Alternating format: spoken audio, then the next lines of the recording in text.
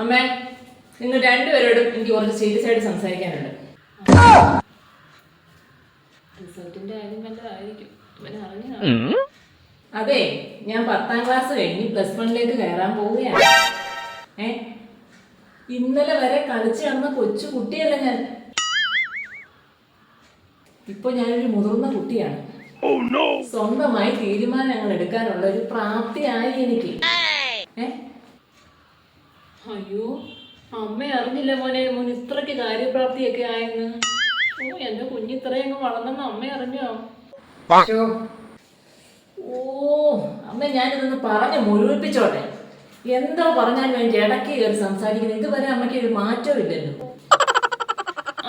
Okay you continue. Okay. അതുകൊണ്ട് ആവശ്യത്തിനോ അനാവശ്യത്തിനോ എന്നെ ഉപദേശിക്കാനോ നന്നാക്കാനോ എന്റെ പുറകെ ആരും വരരുത്. പിന്നെ തെക്കോട്ട് പോകരുത്, വടക്കോട്ട് പോകരുത്, അങ്ങോട്ട് നോക്കരുത്, ഇങ്ങോട്ട് നോക്കരുത്. എവിടെ പോയി, എന്തിനു പോയി, എപ്പ വരും, ആരാ വിളിക്കുന്നേ, എന്തിനാ വിളിക്കുന്നേ, അങ്ങനെയുള്ള ഒരു ക്വസ്റ്റ്യൻസും എന്നോട് ചോദിക്കും. ഓക്കെ?